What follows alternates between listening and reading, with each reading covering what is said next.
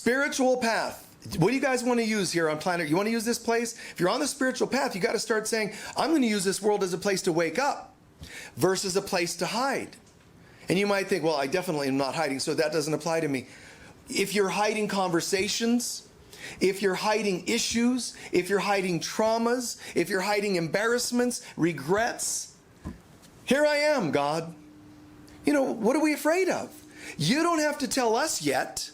Start with to the sky if you want to. Here I am. Privately. People are so triggered by their stuff. People are so afraid, so held in a place of shame and regret, and because this world is a place that keeps judging us for our stuff. I've shared this story once before, but a couple of different times at workshops I did this, but one time it was amazing. One time I did this, brilliant I'll call it, where I did this talk at a convention of counselors. So these aren't new agey people, these aren't metaphysical people, counselors. A lot of dry clinical and some spiritual, but a lot of dry clinical, you know, academic counselors. And they asked me to come and do a talk, and I'm like, wow, this is going to be interesting. Okay, so I went and did this talk, but I thought, let's have fun. I said, everybody take a piece of paper and write down your greatest shame, regret, something you would never want anybody to know. You know, and they're like, okay. You know, and they write it, they're hesitant, but they write it. Excellent. Now, please pass them forward. You know, and there's this, you know, hesitation and reaction. I haven't even done anything. I haven't even done anything. And they gradually, you know, pass. And I got one. I flip it over. You know, okay. Wow. And I can hear the uneasiness. And I'm doing this on purpose. And finally, one goddess of a woman in the back of the room stands up. Wait a minute. This is completely inappropriate. You didn't tell us you're going to read them. You didn't, and I can't, and you can't, and that's disempowering, and all this attack. And I'm like, inside, I'm like, yes, outside.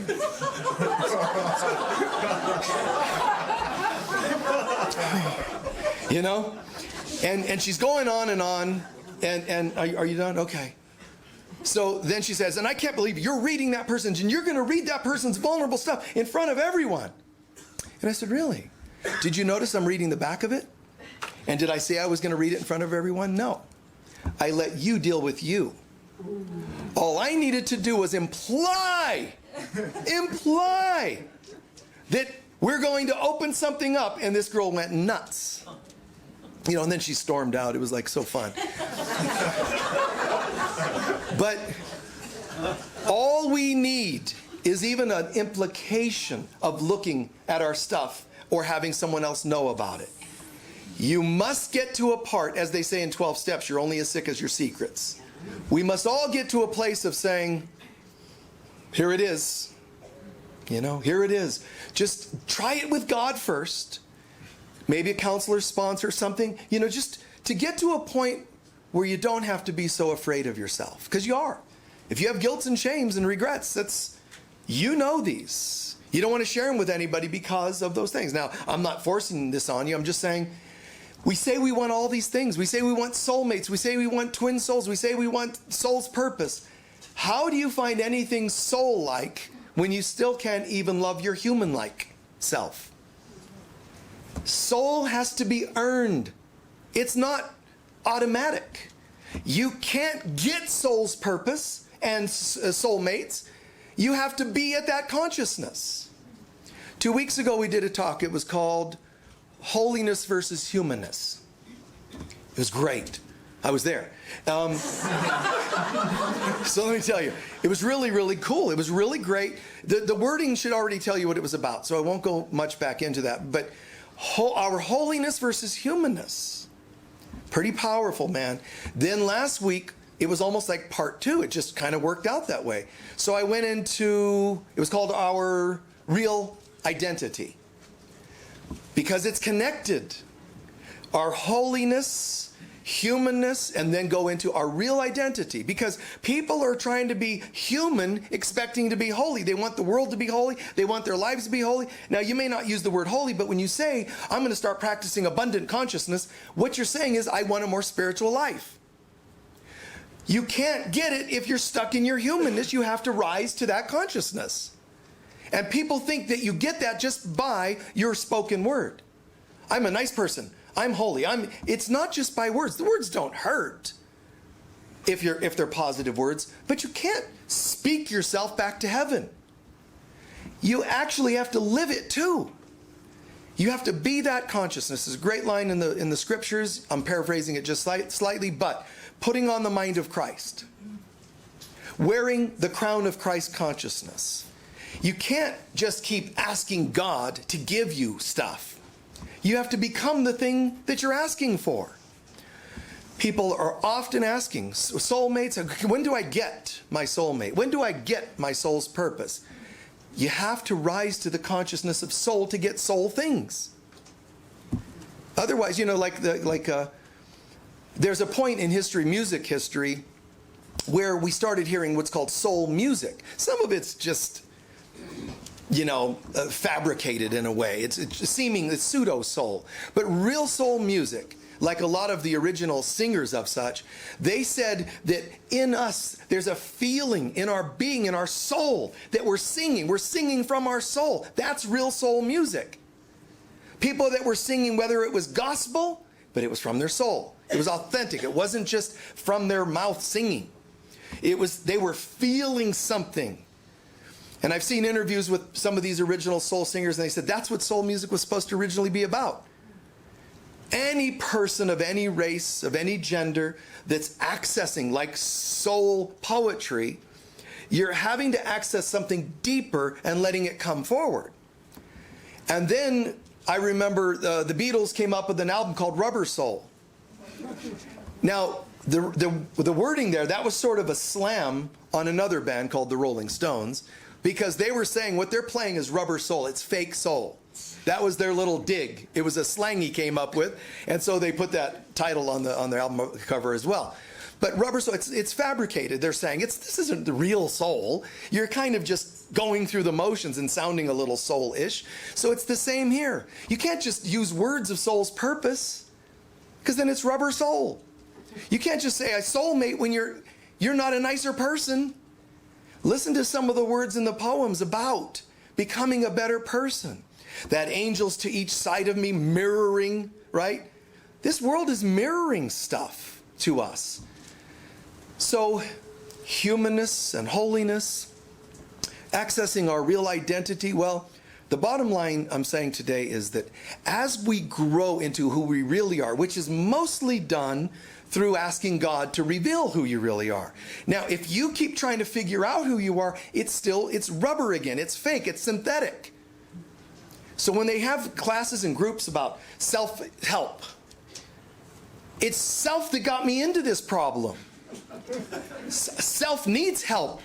They should call it self needs help groups. I just made that up, but you can use it, okay? Self needs help groups. God, but no, that's too spiritual. We'll call it self-help, because the ego infiltrates and hijacks every thought and every concept and ruins it. You can say, you know what, I get it. Soulmates. And then you say, oh, what's on you? What are you doing this afternoon? That's not soulmate behavior. Soulmate, if you want a soulmate out here, you got to have one here. And people still struggle. I mean, there are people on this planet that absolutely hate me. I've never met them. I'm just a teacher. But because I won't romanticize enough some of their concepts. Soulmate, that perfect other. You complete me. Well, that's not my teaching. How can anything outside myself complete me when none of it exists? Secondly, it's a hologram. That's like saying, this TV show completes me. It makes no sense. It's a TV show. It's nothing but a holographic show.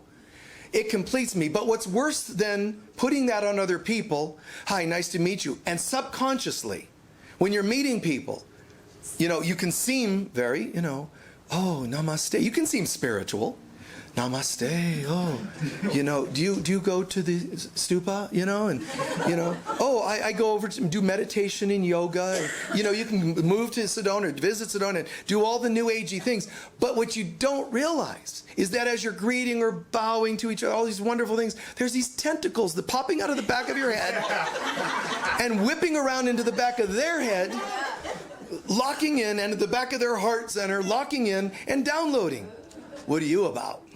Because my dysfunctions would really love to hook up with your dysfunctions. You complete me. And there's this little pitter-patter, which I've told you, it's called an anxiety attack, that you think is love, and it's just a panic attack. But you don't know that because you're like, oh, this must be love. No, it isn't. Snip, snip, snip, snip, snip, snip. Quick. Just take out the shears. Don't do one snip at a time. Shears, just... I'm off. Sorry, I'm just going, man. So in Sedona, we should start this new thing, instead of namaste or, all these peaceful, Vulcan greetings or whatever we do around the world, our spiritual forms of greeting, or even this, nice to see you. We should just start a new one, which is... this will be our new hand mudra, shears, leave me alone, kind of thing. Because it's true, I said all this and it's funny sounding, but it's true. Psychically, you can tell how good and not so good people are, and you still say, I do. You blame them for changing, but on some level, you already knew, because there's a download happening between everybody that you meet. I'm in this room right now. I'm standing here, and I can look at one person and think I'm addressing them or maybe tuning into them a little. All of us are tuning into everyone at all times. Now, why don't you know that? Because you can barely handle your own thoughts, let alone the realization of how much you pick up at any given time. So we all know the real backstories of everyone. They don't want to know because humans love to live in ignorance. They call it living bliss, bliss, ignorance is bliss, but it isn't. Ignorance and bliss are exactly the opposite. Ignorance means I'm perpetuating not living in bliss. So if you want to attract healthy partners, don't make them a one and only anything. The concept, again, there's nobody out there that can complete you because they're a hologram, but you also are already complete. You just haven't remembered that. So that's why last week's talk, our true identity. That's all we need, is to get in touch with our true identity. Now, when you hear that, you'll go, that makes good sense. Your ego's going to go, oh, does it? You know what that means, don't you? Well, no. What? You're going to be alone. Because you're on the spiritual path. Look at how many people are alone on the path. And you're going to, oh, I don't want to be alone. And it'll talk you going in right back into your old patterns. Humans keep living on these compulsions and addictions. There's three selves: the spiritual, the soul, and the human self. We know which one you're doing if you're in addiction and compulsion. You're still living from the lack mentality, whether they're negative human things or positive human things. You'll know when you're coming from being just a body and a human. When all of your body needs, listen, I would like to be nice right now, but I'm hungry. So your body's hunger is more important than being nice. Well, yeah, because my body, my sugar, you can blame it on anything. You're affirming right now to the universe, I'm nothing but a body. And then after you eat, and I'm so spiritual. No, you're not. You already affirmed what you believe you are. You're just a body. You can't be nice because you haven't eaten. You can't be nice because somebody won't date you or whatever it happens to be. No external things allowed to be your excuses if you really want to be spiritual. Because if you want to be spiritual, you're going to only experience inside. The outside won't matter. I'm saying all that, but I'm not saying it's easy. Everything in this world does everything that it can to make us human-oriented, body-oriented, self-oriented in a negative sense, lowercase s on self. There's a capital S self that's righteous, self-centered but not selfish-centered. Self-centered meaning I am centered in who I really am. The best way to do that, like I said, asking God. How would you have me see this? What would you have me think? What would you have me believe? It's an interesting thing to me because this whole idea, because I have known Buddhists that got over being Buddhist. They just got tired of it, whatever. I've known pagans that stopped being pagans. They go, oh, well, there's some things about it. I've known Mormons. I've known Catholics. Every religion I can think of, or ism that people have gotten into, where they kind of, even certain books and book studies. I've never actually met anybody that had a personal relationship with God and got over it. Think about that. Every form of spirituality and religion that I know of, there's always been people that got over it. When you have had an actual, all I care about is a personal relationship, and that sounds a little bit fundamental Christian. Do you have a personal relationship with the Lord? They repeat that kind of by rote, but I mean having a personal, close, heart-centered relationship with God. Jesus used the word Abba, or Father, because he was using it as a metaphor. First, because a father or mother creates, so it's a creator, but he was also making a point, which is God is as close as your own heart.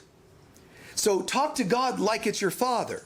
But he didn't literally mean obsess on it in that form, because Jesus also said, call no man on this earth your father, and yet religions are made that call priests father. Even though Jesus specifically said, call no man father. So here you're only able to see reflections. Our father and mother on earth are actually just borrowed to come through. How could Jesus say you have a father and a mother, and yet don't call them father or mother, because you only have one, God? That's pretty cool if you think about it. He's being so brave and courageous to tell us, you're only borrowing them. Don't even make an idol out of your parents. And if you don't know how to keep from making them an idol, just look at the dysfunction that goes on with a lot of parenting. God is your parent. So I'm saying there's a spiritual self, a soul self, and a human self. The human self is the one that keeps getting us into problems. Don't judge it or hate it. Don't shame it. Just see it. Okay, so what Michael's saying is we're supposed to get rid of that one. I didn't say that. So listen, watch and listen closely. Hold on to that for a moment. Just back burner. Human self that gets me into trouble. My soul self is the one that gets on the spiritual path and says, I'm ready now to find my soul's purpose, my soul mate, my soul mates, my soul anything. I'm on the spiritual path. I said this last week. The third category up here at the top, spiritual self, that's your connection with God. You're not going to get that from any healer or counselor or spiritual teacher or author. Go to God to get your God self in order. I can give you ideas on how to connect, but that's all. It comes between you and God. And if you start having that, you will not get over it. You won't go, I did this spiritual thing where communion and guidance, and my life got changed. It was turning better. I was guided more accurately in relationships and healing and self. I felt connected. I felt loved and one and so on. And then I kind of got bored with that and decided, I need some misery. I've never known anybody to do that. I'm not saying nobody has tried. I've just never known anybody to have done that, to have gotten over God. This is the one we're looking for. Go to God. Let God help you in your soul relationship with all your spiritual path and with your soul mates, your friends, your soul, everything. Soul's purpose, everything. And let that then pour down into the human self. Because the human self that's messing us up only messes us up when we go after that and leave the others out. When you keep this here on hold until you learn to have a spiritual path and a healthier soul and heart and soul, and a spiritual connection with God, let this pour down and fill your human self. It's efficient, it's love, it's guidance, it's inspiration, it's living a very different life. They look the same, there's still three parts of me. The difference is, one is trying to leave out the priority and make this holy, holiness versus humanness. It cannot be done. Cannot be done. You can't be whole without the whole. The whole self. W-H-O-L-E. The whole self. So how am I going to get this changed? I'm going to work on myself. Of myself, I am nothing. Go here. Go to God. Go into your own heart and soul and bring that into your human self. It'll change how you are human. It'll change the way you perceive things. And you do learn to laugh more because of the silly things that we do. To be able to laugh at, wow, I used to do this and that, to try to, I thought that if I read the cans, the labels on cans, that was going to make me a better person. Oh, no, this has phosphates. That would make me unholy. Holiness is to be able to go, be with me, God. You let those phosphates enter, man. Pour them on. Get a 6-pack of phosphates. Okay? Get a 6-pack of phosphates and, drink that down while you're, eating some cortisol, and go for it. Because if I am with God, what could be against me? And I'm not saying literally do dangerous things to what you believe to be dangerous. What I'm saying is, don't think that the externals make you holy. They can't. They can't do it. People, a raise at work, nothing outside. They can, at best, make you seem, that's the operative word, seem to feel a little better today. Even if it's the lottery you win. I'm going to seem to feel very much better today. But it's still actually an external thing. How come most people lose the lottery money shortly after they've gained it? Because they don't have the consciousness. What we want, seek first the kingdom. What I really want first and foremost is the consciousness of God. And I'm sorry, guys, I know it's inconvenient. I know it's inconvenient to go, okay, wait, God first. God, upper chakras first. Heart second. Human third. In that order. And A Course in Miracles says basically this whole book, this whole material is hugely founded on the fact that humans get their orders backwards. He calls it, order difficulties. These order misperceptions. We twist it all around, meaning you just have your priorities off. It should be God first, and then, the other stuff is just a reflection. The human self is a reflection. That doesn't mean negate or neglect the human self. It's just that if you go to God, the human self can start reflecting wonderful things. Everything, guys, everything can still be done. You can still, like the saying, before enlightenment, I chopped wood and carried water. After enlightenment, I chopped wood and carried water. You'll still come back and do the same things. Something I shared in the first book I wrote, which is 7 Initiations on the Spiritual Path.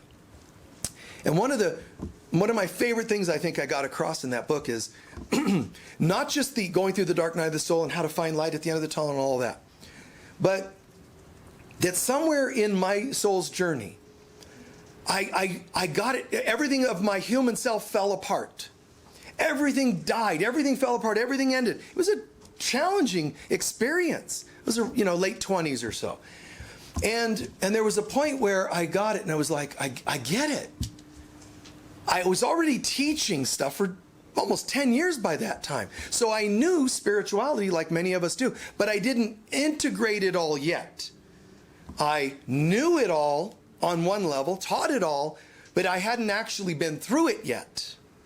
So here I am on this planet going through the dark night of the soul. So I want my soul's purpose and I want my soulmates. Good. Then you have to go through the dark night of the soul. You want soul things? You got to go soul.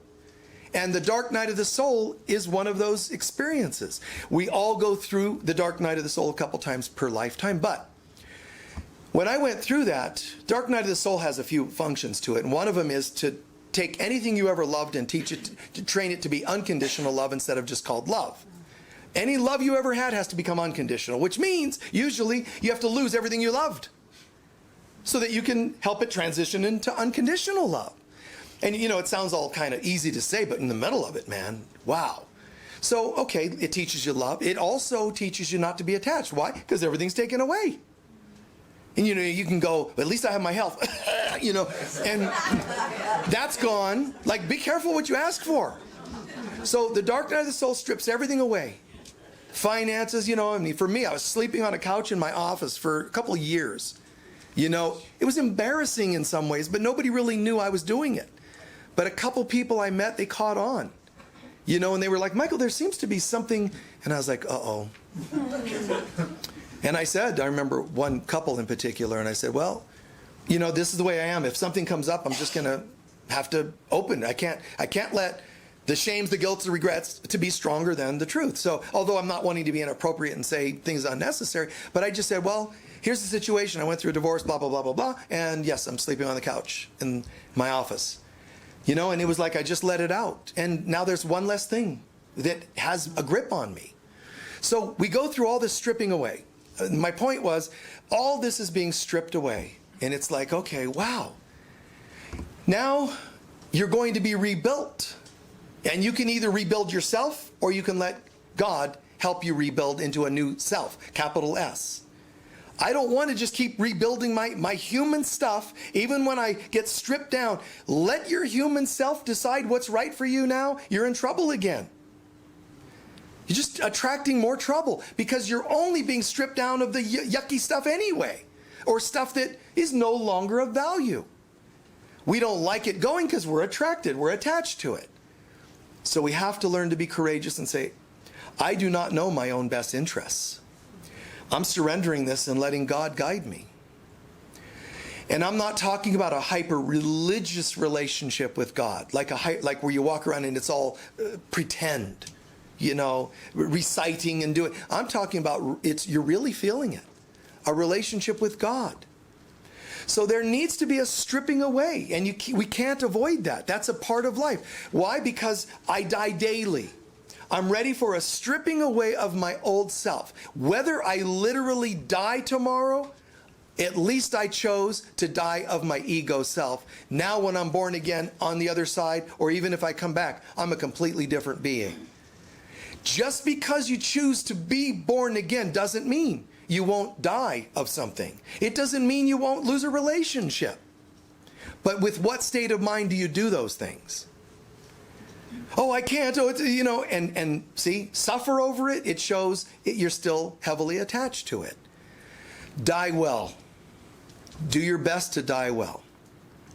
Any of us, it's so easy, right, in comparison to see other people's stuff than our own, isn't it? Why? Because of all the weird attachments that our ego infiltrates with, and it kind of clouds our vision.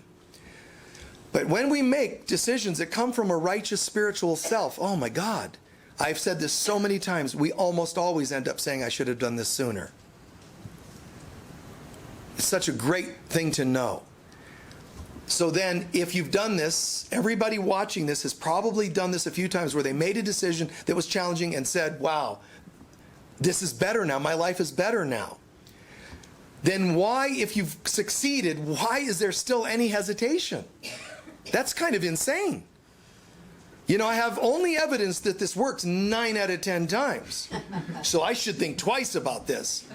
Who would go to Vegas and go, you know, I've won big time, hundreds of thousands. 9 out of 10 times I went to Vegas. Never doing that again. And I'm not suggesting you go to Vegas. You know, I'm saying who would succeed at something and then still hesitate?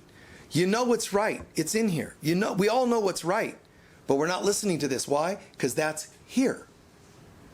And most people are coming from here. Leaving heart and soul out, leaving spirit out. So we learn to say, hey, you know what? It's time for God. It's time to receive guidance. It's time to let love guide what I do in my life. And you're still going to have some challenges. And you'll still go through a dark night of the soul, but you'll do it differently. You'll do it with a sense of something with you, guiding you through that. So even though I walk through the valley of the shadow of death, I really don't need to be afraid because you're with me. That's what that sentence, that statement in Psalms means. You're with me.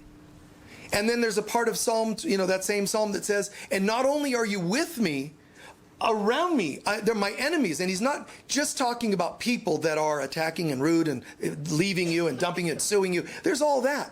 but he's also talking about our own angels being mirrored, holding up mirrors of ourselves. Well, why is it that I would see yucky images? Because I still have yucky stuff. I can't go, wow, that mirror is showing me some of your stuff. It doesn't make any sense. If I hold up a mirror at myself, I'm usually not going to see this gal or that girl or that guy. I'm going to see me. So life is a holographic mirror, and it reflects parts of ourselves. And so what happens over time is, as we clear our soul and clear our soul, our self, everything starts, my little self, like St. Francis said, less of me and more of thee. The more this self gets washed clean, the mirror, you'll actually disappear and not even be visible in a mirror. Because a mirror is still an object out here, like the holographic universe, showing us ourselves. When my ego self is clear enough, there's nothing to be seen in the mirror.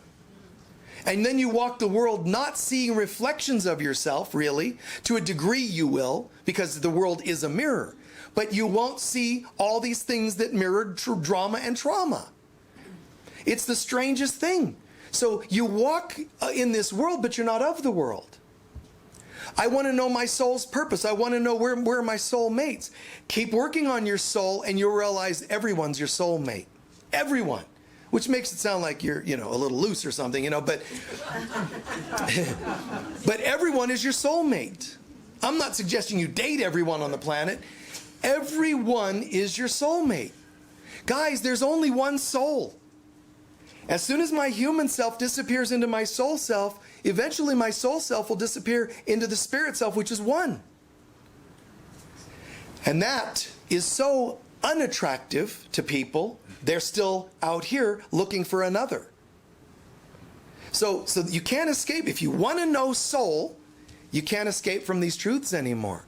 You have to start recognizing every time I want, look for, need an other, then I'm thinking outer. Other and outer are from the same root word. So I'm still outer oriented, nagging and whining that I want a spiritual self. But here I am talking about everyone and everything else. I don't like you is outer oriented. I need you is outer oriented. That's a lowercase I, which is completely inappropriate in the English language, which is good because it's completely inappropriate to act that way too. Lowercase I need you. Who's the lowercase I? It's the ego I. Then there's the divine I am. So we start giving up the stuff of the outer world, and we start having a relationship with the divine. And it doesn't mean, oh, you mean those people that, white robes, they walk around, hello, beloveds, and they have no relationship, no fun. Oh, I almost laughed, I'm sorry. We think, because that's the ego telling us, don't you go there. Don't you dare become spiritual, because here's what it looks like. They get no action. They're all broke. How many mystics do you say, oh, you need $1 million? They're all broke, because they've given up everything and gone to India and wherever else to be spiritual. I get it. That's fine.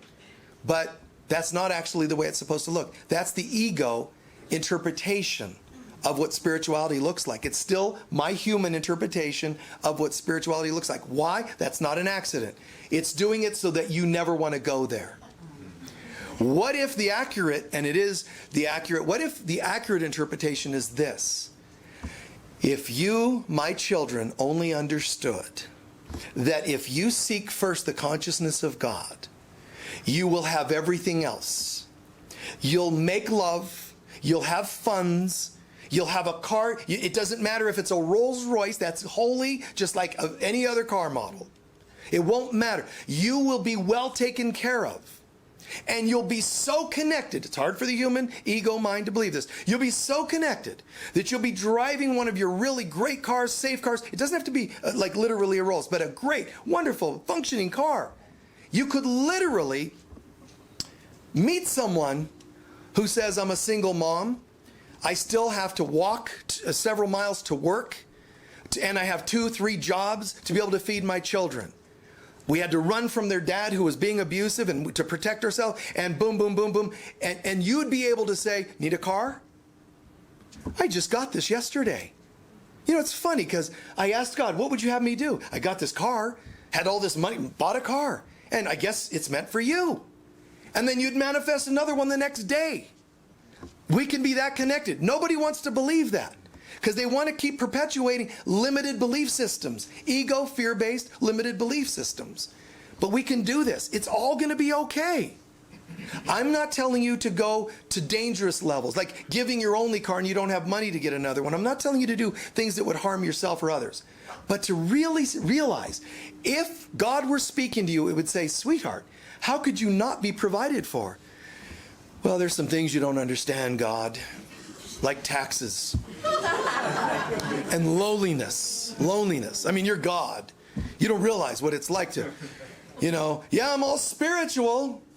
Anybody up there noticing me in bed alone? It's cold. It's really cold here where I live.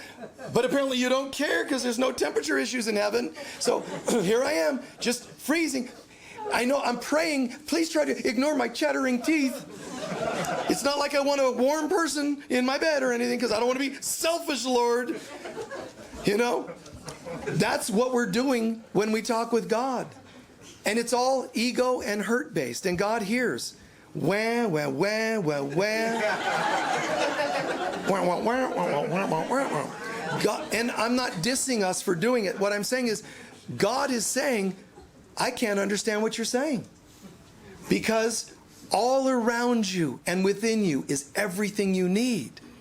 So the most I could do as God is say, but remember, it's all there. And you just keep saying, but it's not. And God's saying, but it's there.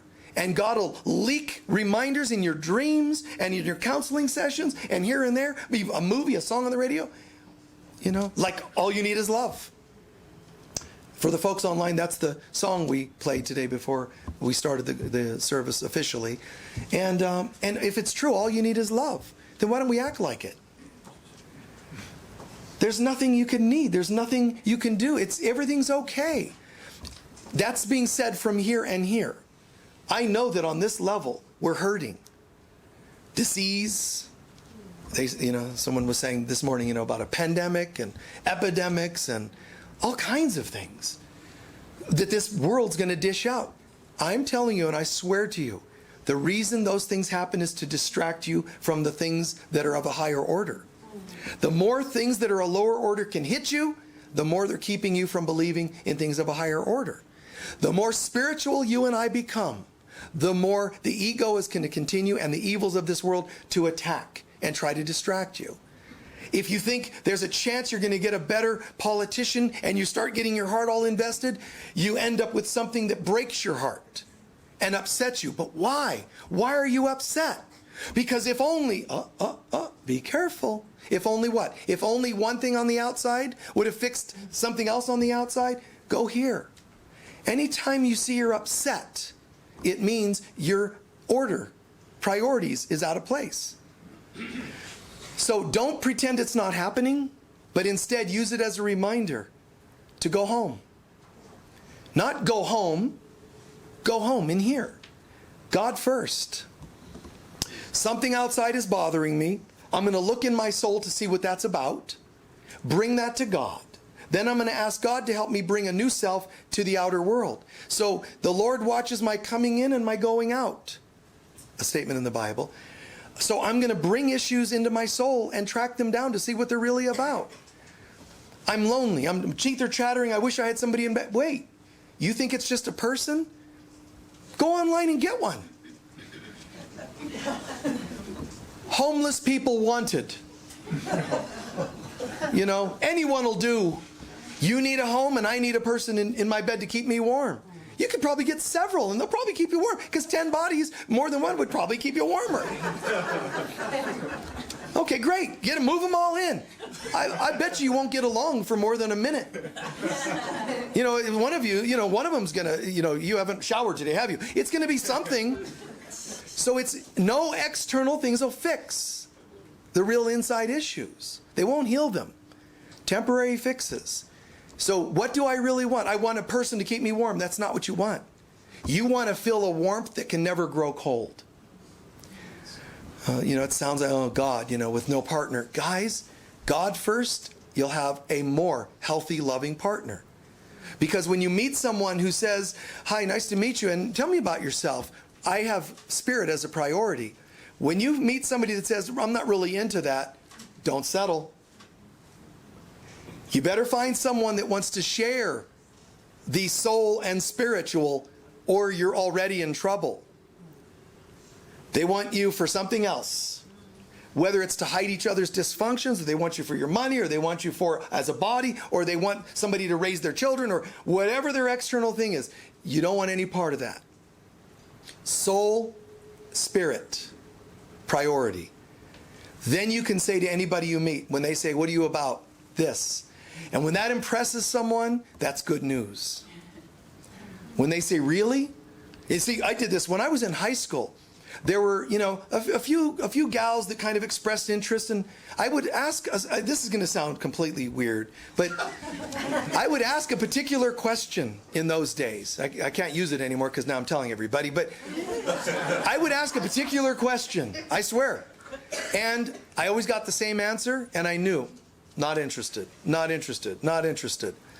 Met one gal and ended up marrying her. We're beautiful soul friends, we really are. Not meant to be married forever, but great soul friends to this day. And that depth and friendship came from somewhere.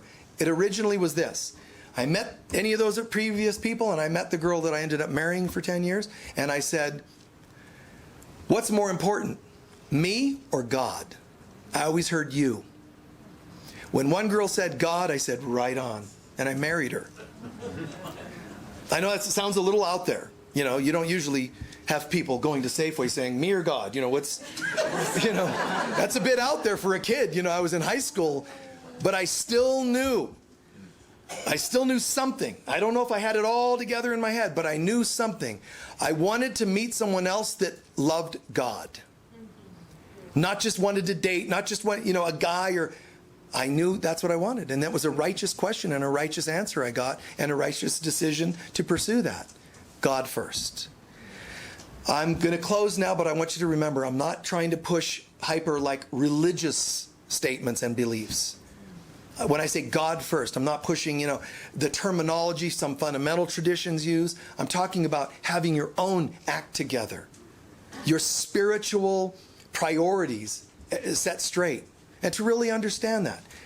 It doesn't mean you're choosing, the ego will tell you. It's either that or me.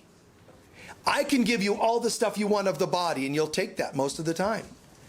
Today I'm saying, choose God, which gives you soul's purpose, soulmates, everything of the soul. To get there, you might have to go through the dark night of the soul, because you want to burn off the soul that used to think it was nothing but a body and find a soul that knows it's a spirit. The soul is the chooser between those two. So we realize now, I chose spiritual. I personally slept on a couch for a couple years. I personally did this and that, but I ended up with feeling soulmate-like relationships with hundreds, if not thousands of people in my life.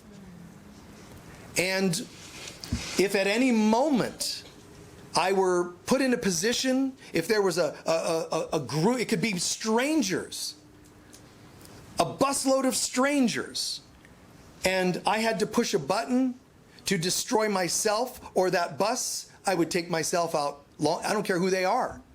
Soulmates means you understand how much you love everyone. There's no greater thing you can give but your life for others. And I don't mean mortality. I mean your ego self for others. So I would die even for strangers because they're all soulmates. Which Course in Miracles will use the term, all of my relationships are holy now. And it's a weird place to live from, because the head will tell you you're choosing either or. God or being a normal human being. It isn't either or. It's God first and then a better human being. The ego will say, and mystics always did, give up being human and then you'll be considered more spiritual. And they still reincarnated. How am I back here? I gave this all up so I could be spiritual. That's why you're back here. because you get spiritual and you don't have to give this up. Now, let's watch a raise in my income and prosperity. Give more of it all to others in a good, balanced, and inspired way. Bring more healing to others. Put your hands on shoulders of people. You know, people, even people that don't, you don't get along with. If they're needing something, just ask if there's something you can do to help. And be there however you can be there. Sometimes very challenging. One person that probably most disliked me in this lifetime would be my own human dad, father.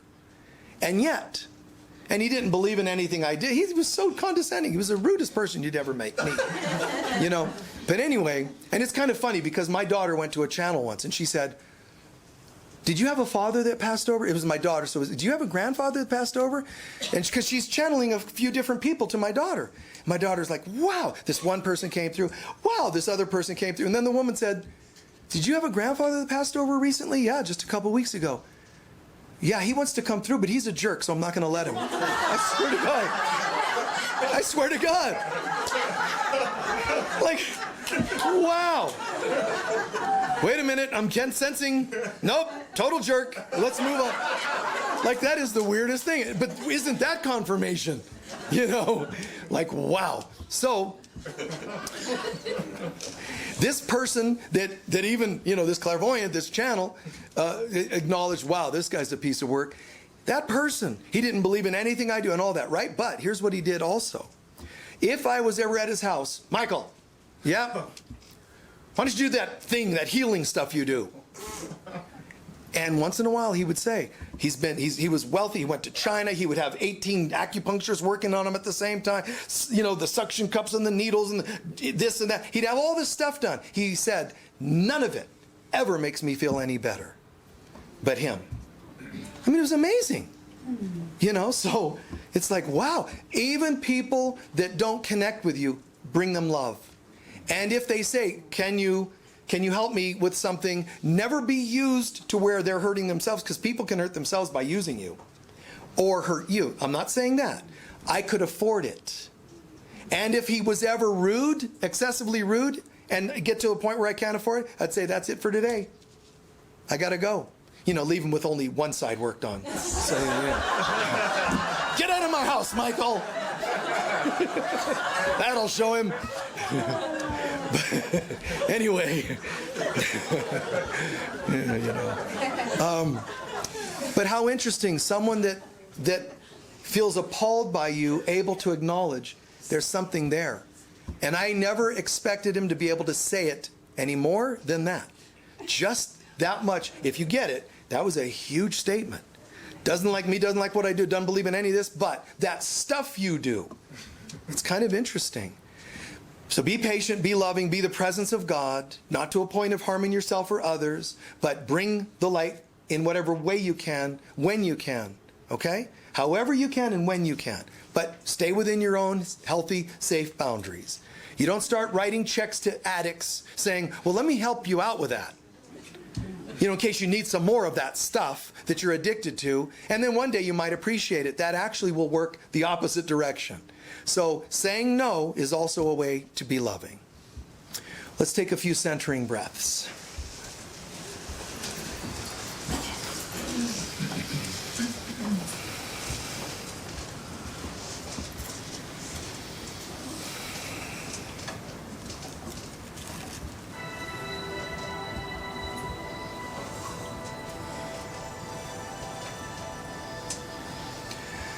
Tuning out all the stuff of life.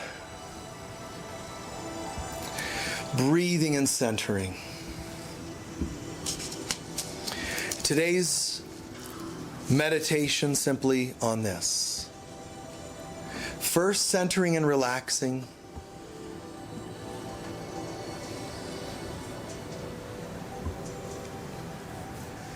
And then reflecting back on anything we heard today that made the most sense to us.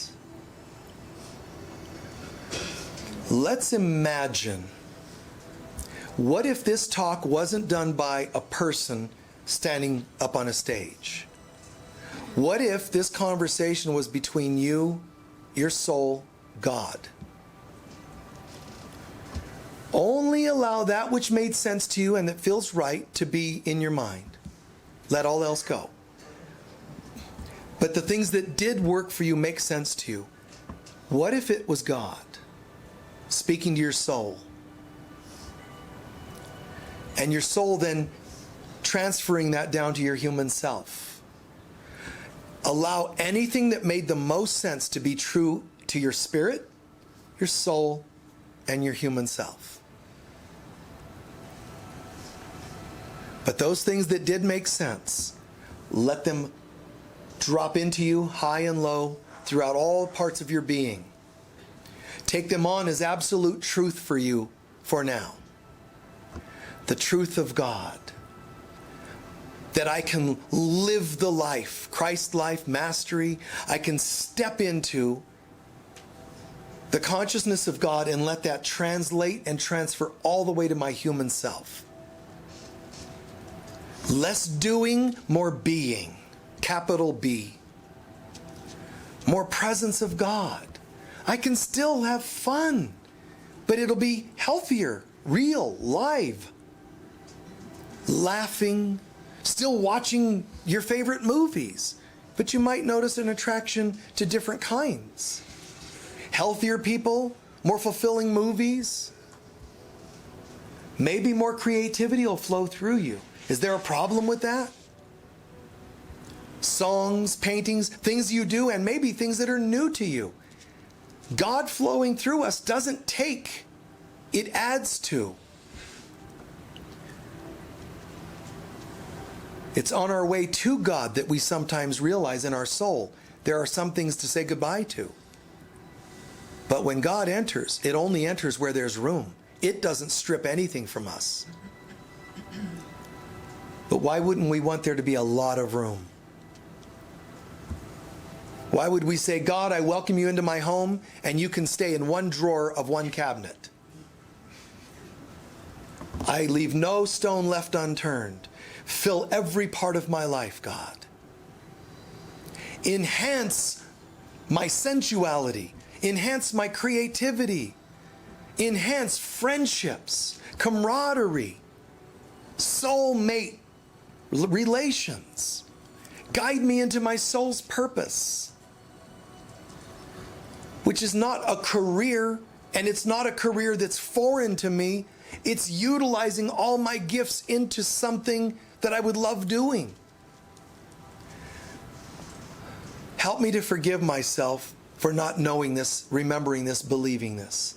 Help me to forgive myself for making this all look so complicated that I kept away from it. It's simple. Less of me and more of thee.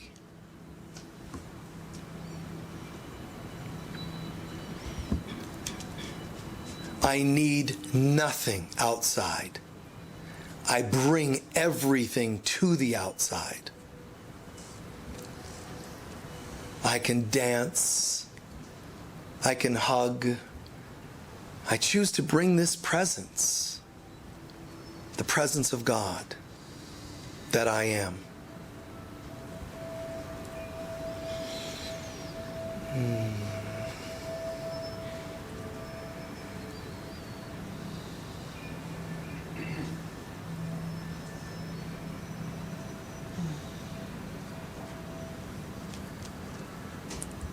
Feel that presence navigating through every part of your body and being.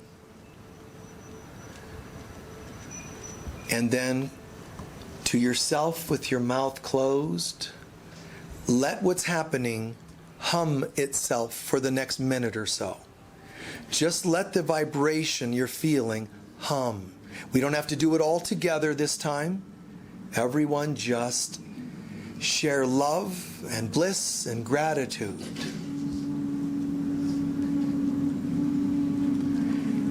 The humming is only expressing your feeling.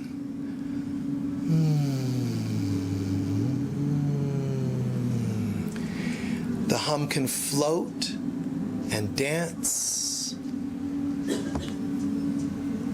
Listen to the others in the room and you'll notice it's almost like a beehive-ish vibe. This vibrating.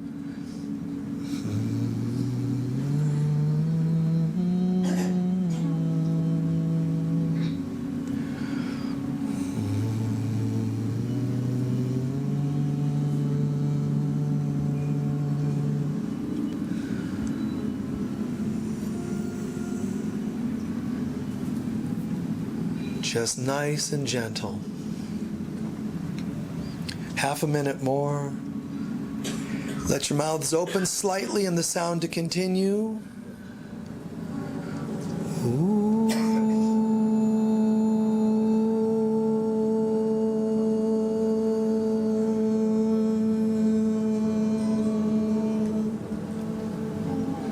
Good. Keep going. Just like you're doing. Keep going and imagine that the sound is going throughout the universe to all beings everywhere, throughout all time and dimensions. A little bit louder now, just a little bit louder.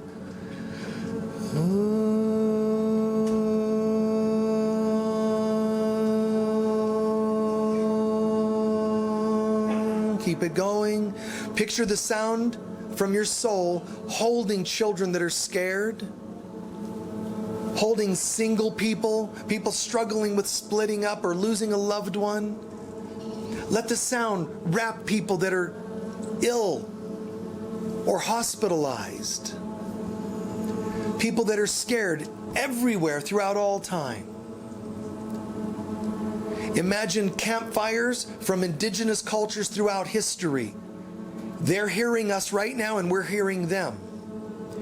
Everybody joining in a network of love vibration.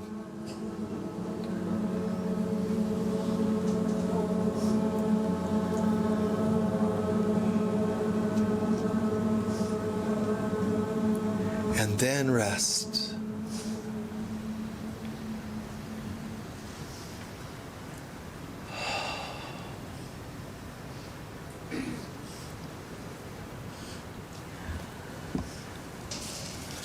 And so it is. Well done. Yeah, that was really beautiful.